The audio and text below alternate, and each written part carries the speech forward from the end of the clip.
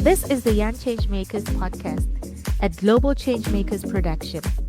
I'm Huiti, and together with Megan, we will be your hosts for this season. If you'd like to learn more about the resources and programs that Global Changemakers offers, visit www.global-changemakers.net. Enjoy the episode.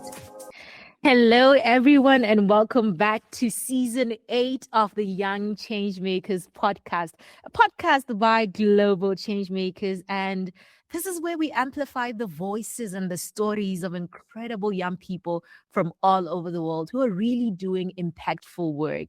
And today, for this very first episode, I am joined by two incredible women, and I'm just going to allow them to introduce themselves. Gabby. Hello, everyone. I'm Gabriela Jaeger. I'm the co-founder and executive chair of Global Changemakers, and it's a pleasure to be here with you. Amazing. And you, Megan? Hello, everyone. My name is Megan Diaz. I am also your host in the Spanish episodes for the season 8 of the Young Changemakers podcast.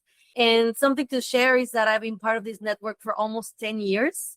I can't believe it. I joined Global Changemakers as part of a youth summit in 2017.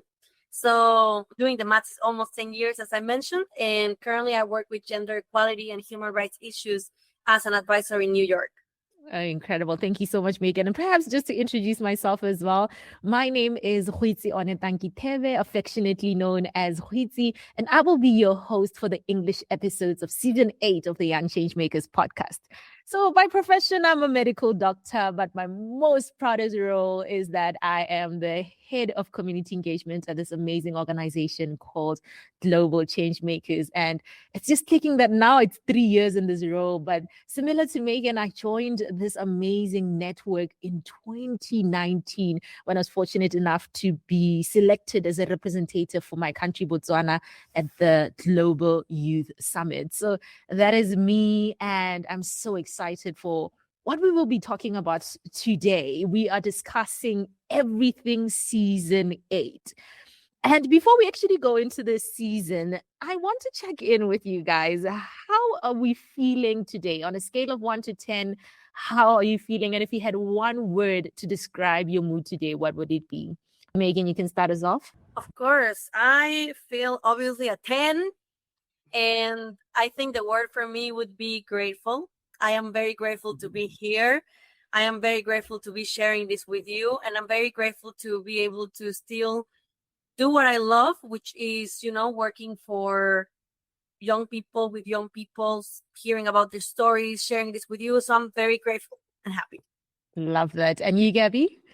I'm going to be honest. I was a 7 before talking to you guys. I am now going full into a 8.5. That's, in the 10 seconds that we've been talking to each other, you managed to lift my mood. I am, generally happy. There's a lot going on right now, but yeah. Every time I'm talking to change makers, I literally my my mood improves. So, we're on the right path. I was just about to say that is the Global Changemakers effect. If there's one thing that they will do is increase your motivation and just increase that fire and energy in you. So we're really glad that at least now we're moving towards an 8. And for me, honestly, 10 out of 10. Anything that has to do with Global Changemakers makes me smile. And, I'd say I'm very happy, very honored to just be in a space where I get to interact with young people and people that are hungry to create a positive impact in this world. So let's get right into it, and maybe start off with you, Gabby. So after 8 seasons, that's literally 8 incredible seasons of the Young Changemakers podcast. And one might still wonder, why is it still important to share those lived experiences and stories of young changemakers from all over the world? Well, there are so many, right? And there are so many problems in the world. It certainly feels at times that it's just too much, and that there's, you feel sometimes powerless, and sometimes you feel that whatever it is that you're doing is not working. And I feel that this podcast is so relevant because it has no limit of stories, backgrounds, fields, issues. The diversity of the work that we are basically, broadcasting to the world, and listening to the stories of these incredible young people. I think that that's what really makes it relevant. There's really no shortage of stories of good people, in this case, young people, that are trying to do something for the world. So the Love the the that. work is never ending. Yes, the work is never ending. And, this is a place where you can be seen, where you can be heard, and you can be inspired. So we'll never run short of echoing the stories of young people, because for another young person, that might be just that extra hope that they needed to keep going. Megan, anything to add to that one? What are your thoughts? Well, I definitely agree that this season is inspiring, and it is important to keep up these podcasts and these episodes, because I think it is a source of motivation for young people all over the world to show what other young people are doing, to learn that we can be agents of change regardless of our age, and also why not to inspire them to start their own projects if they haven't, or to keep up and improve them in case they already started them. So I think overall, I would say these podcasts and this season are very important, and I wish we see more and more seasons to come in the following years. 100% agree. And then maybe, Megan, take us then through how, if you had any three words to describe this season, season 8, what would they be and why? First of all, even though I already mentioned that, I think I cannot skip it when talking about three words is inspiration.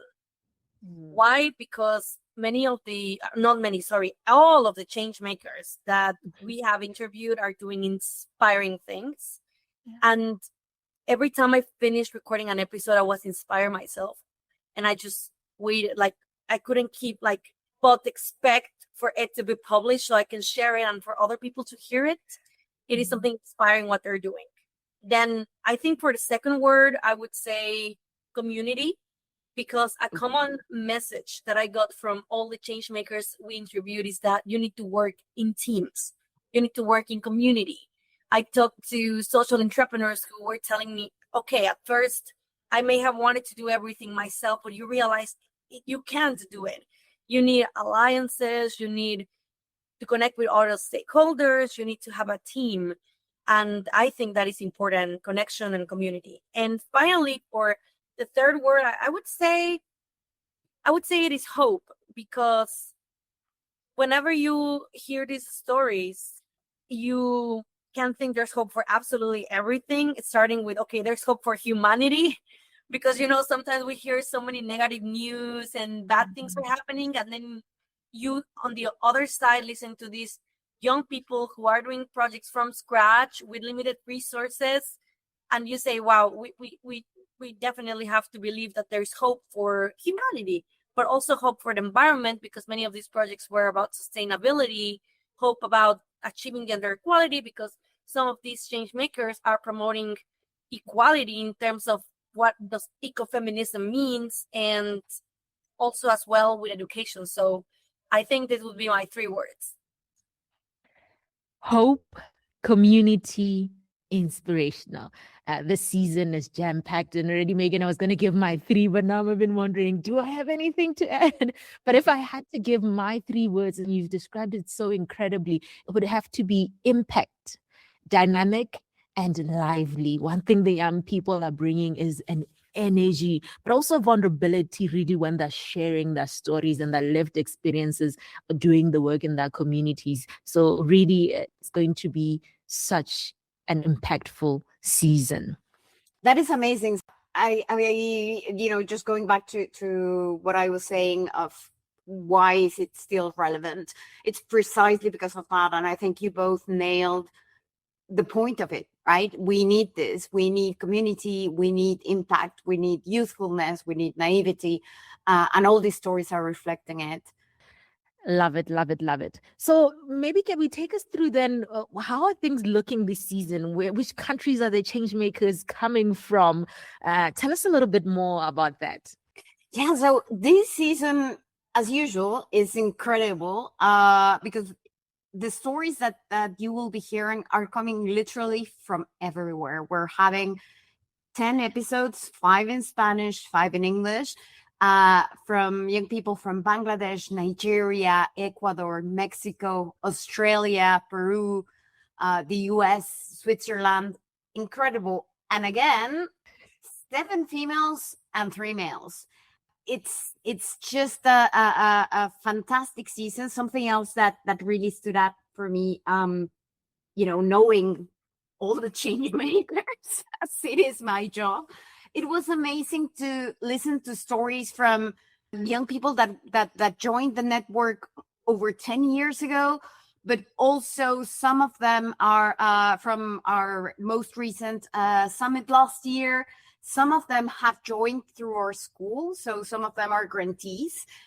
So it's incredible to have like this really wide scope of not only nationalities and issues, but also how they got in touch with us and the different work that they're doing. So it's really an amazing season. Oh man, I hope if you're listening, you're getting that this is one season that you shouldn't be missing. So let me take actually this opportunity to remind you to like, share, and subscribe to the podcast wherever you listen to it. This is the opportunity where you can actually leave us a comment and a review so that we know what else you want to listen to and what else we can share at the Young Changemakers podcast.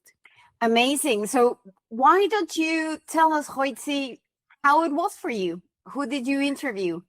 Oh, a very interesting question. So as I did mention that I got the opportunity to host 5 episodes, English episodes of the podcast. And this season, we are going to be talking to some of our change makers from back in the day. And it's so funny to even think about it that 10 years ago was such a long time ago because they still feel fresh in the network. So we are going to be talking to Shah from Bangladesh, and Shah's taking us through his journey of community development with an amazing organization that he's founded, Footsteps, in Bangladesh. And not just to him, we're talking to Mary Claire. Mary Claire is a climate advocate from Switzerland who has also been in the network and in the sustainability journey for over 10 years. And one question that kept echoing was, how have they managed to sustain themselves in this quest to have a positive impact? So if you're a young person and saying, you know what, right now I'm feeling tired, I'm not sure if I should continue,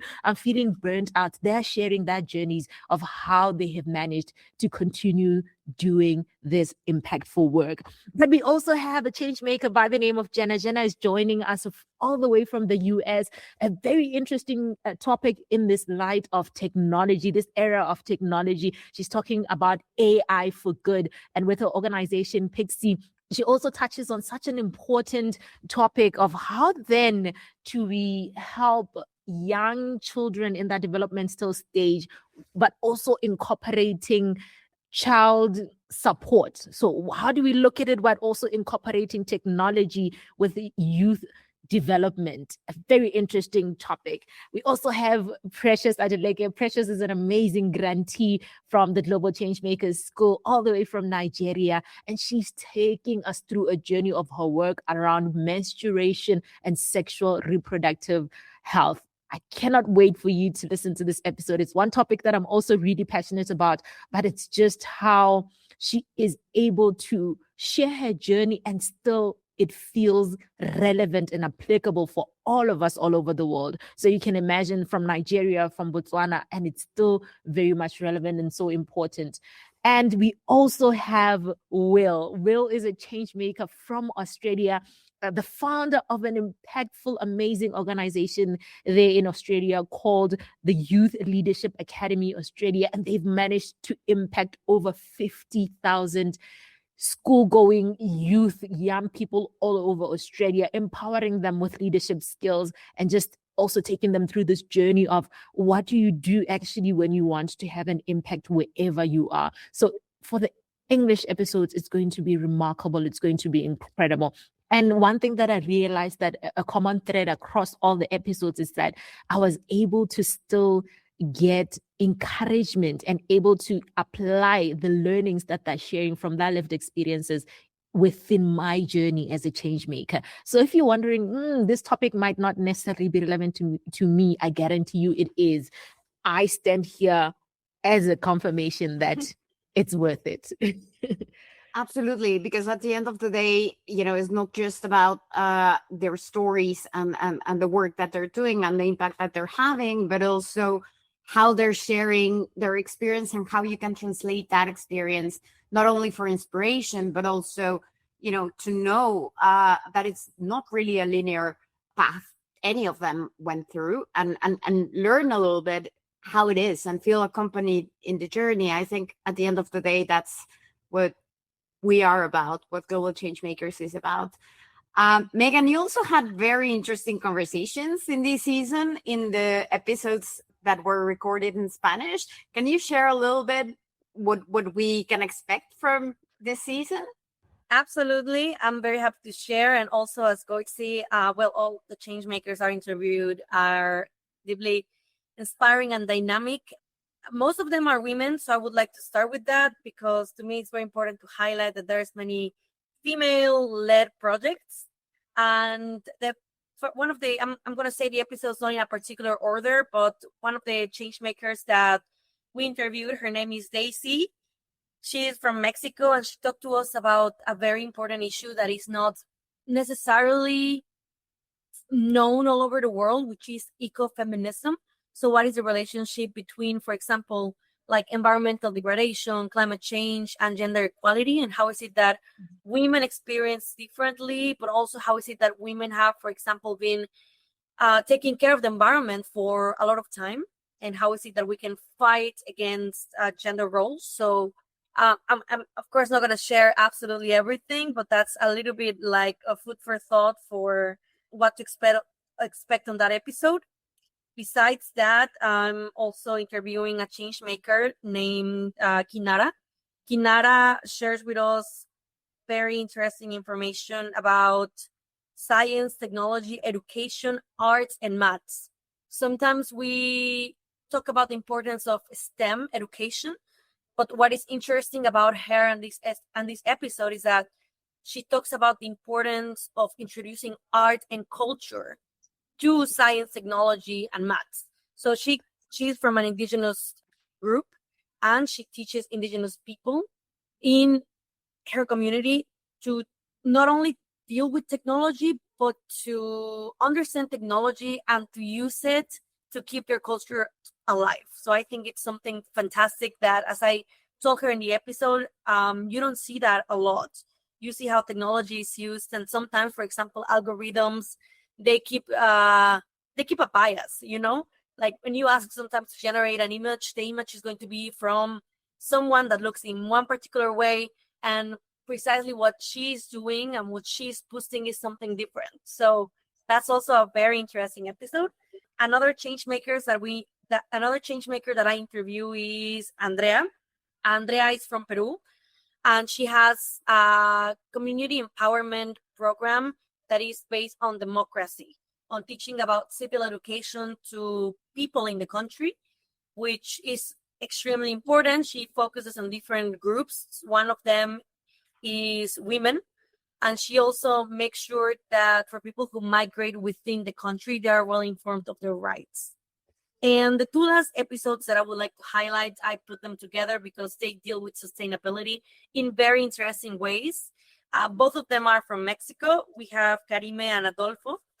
And to begin, Karime is working with sustainability basically to use products and create personal hygiene products out of them. Some example of the items that she used can be flowers. So if, for example, she was saying in the episode, if you have flowers that you don't know what to do with them because Valentine's Day is over and you don't know where to dispose them, she can take those flowers and out of that make a new product for you.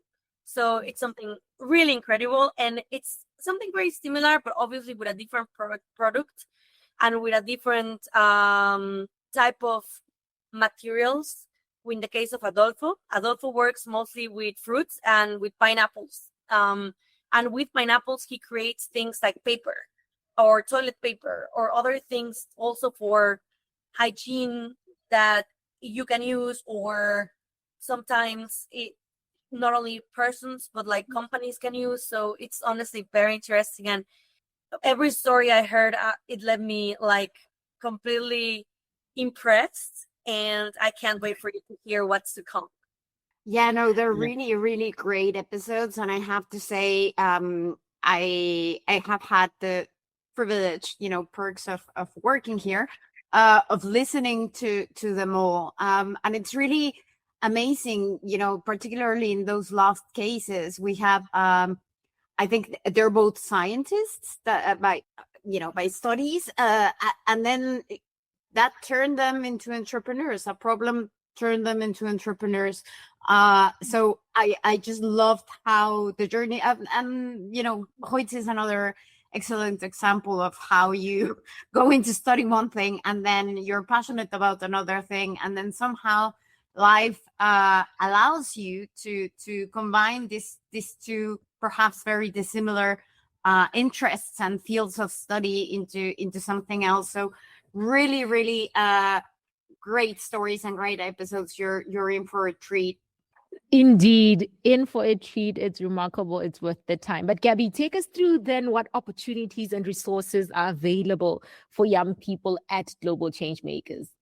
Yeah, so I am very excited to announce that we had just moved our school to a new platform. So we have the same courses, but in a new platform, and it's really revamped. So we're super, super excited about that.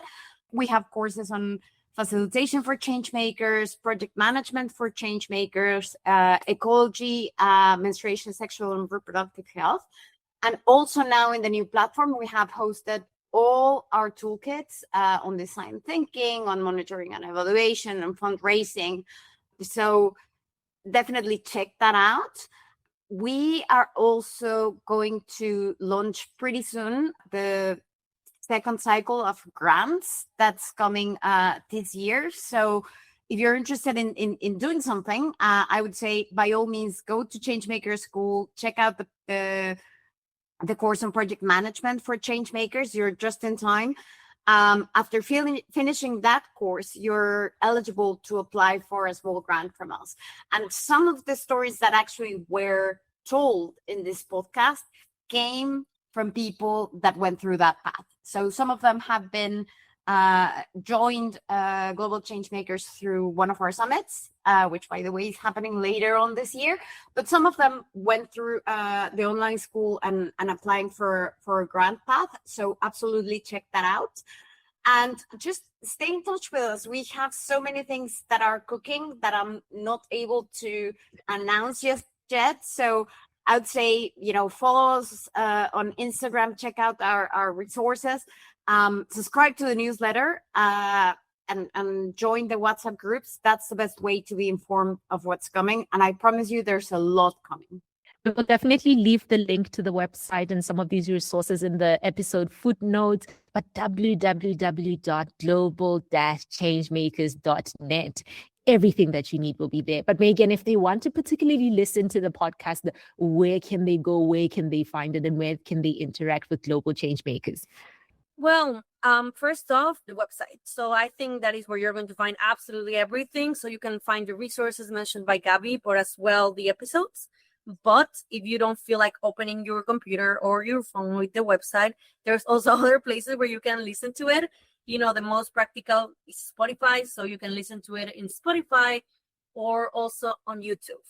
Keep yourselves aware of what's happening by following Global Changemakers on Instagram and other social media. You will get to know which episodes are, being posted, and you can keep up the conversation there. Or also in the episodes themselves, we mention a specific social media of each change maker in case you want to follow them or you want to follow their project. So for that, I cannot tell you right now. You would have to listen to them. Love that. So at Global Changemakers across all social media platforms, whether it's X, whether it's LinkedIn, everywhere you will find us. Guarantee you we are there. Everyone, thank you so much for listening to this episode. We cannot wait to hear your thoughts and for you to actually get inspired and hear the journey of the different change makers. From us, enjoy the season. Welcome to season 8 of the Young Changemakers podcast. Thank you for listening to the Young Changemakers podcast, a Global Changemakers production. Remember to like, share, and subscribe to the podcast wherever you listen to it. And if you'd like to find out about the resources and programs that Global Changemakers offers, visit www.global-changemakers.net. Until next time.